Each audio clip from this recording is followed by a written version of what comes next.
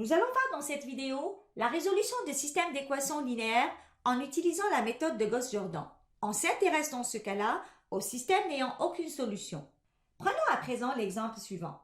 Donc, on considère ici une matrice augmentée associée à un système donné. Effectuons quelques opérations élémentaires sur les lignes.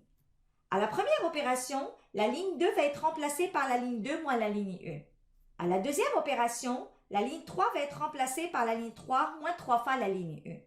En procédant ainsi, on obtient la matrice suivante. Continuons avec l'opération suivante où la ligne 3 va être remplacée par la ligne 3 moins la ligne 2. On obtient ainsi la matrice suivante.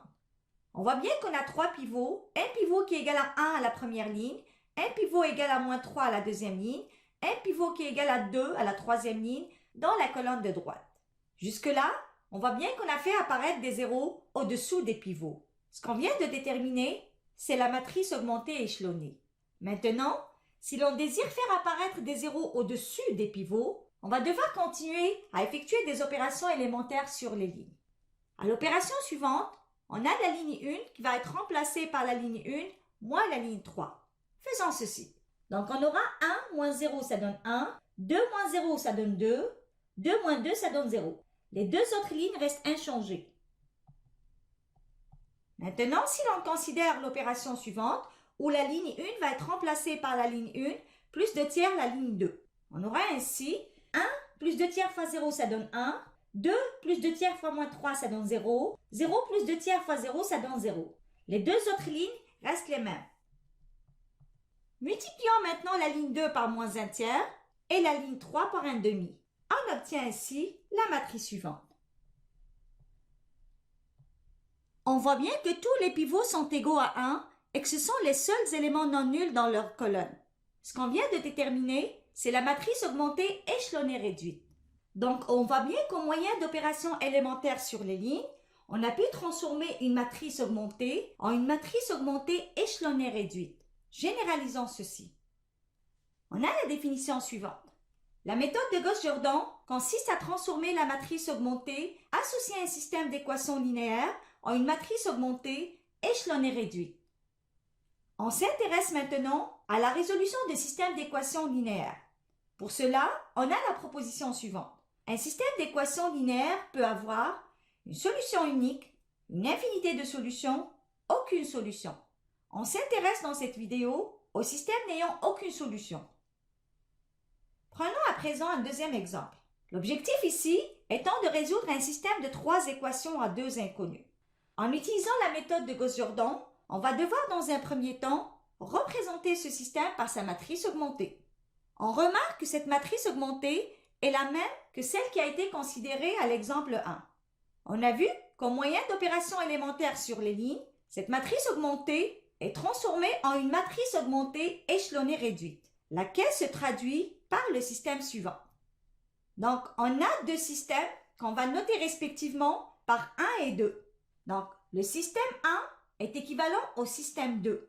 Ces deux systèmes ont le même ensemble de solutions. On voit bien que le système 2 est plus facile à manipuler. Donc, on va résoudre le système 2 et déduire l'ensemble de solutions pour le système 1. Du système 2, et à la troisième équation, on a 0x1 plus 0x2 égale à 1. Cette équation n'est jamais vérifiée, quelles que soient les valeurs de x1 et x2. Donc, le système 2 n'a aucune solution. Comme le système 1 est équivalent au système 2, on peut déduire que le système 1 n'a aucune solution. Passons maintenant au troisième exemple. Ici, on a un système de trois équations à trois inconnues. Donc, dans un premier temps, on va devoir représenter ce système par sa matrice augmentée. À l'étape suivante, on va devoir déterminer la matrice augmentée échelonnée réduite. Commençons d'abord par définir la matrice augmentée échelonnée. Donc, en effectuant l'opération où la ligne 2 va être remplacée par la ligne 2 moins 2 fois la ligne 1, et l'opération où la ligne 3 va être remplacée par la ligne 3 moins 7 fois la ligne 1, on obtient la matrice suivante.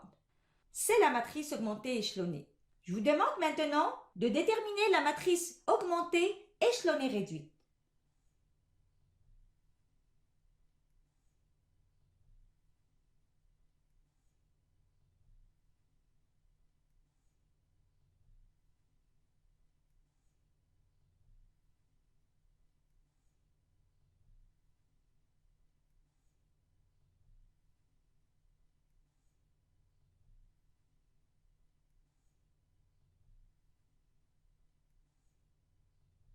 Donc, on a vu ensemble que le système de départ noté par 1, représenté par sa matrice augmentée, laquelle a été transformée en une matrice augmentée échelonnée réduite et qui se traduit par le système qu'on note par 2.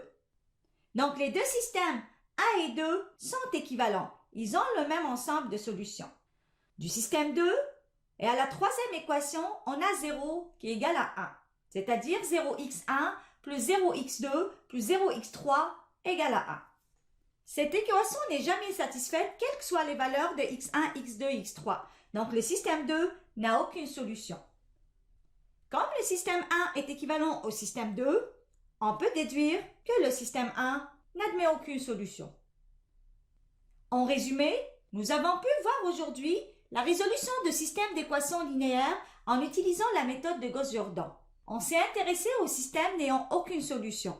On a vu que la méthode de Gauss-Jordan consiste à transformer un système donné en un système qui lui est équivalent, mais qui est plus facile à résoudre.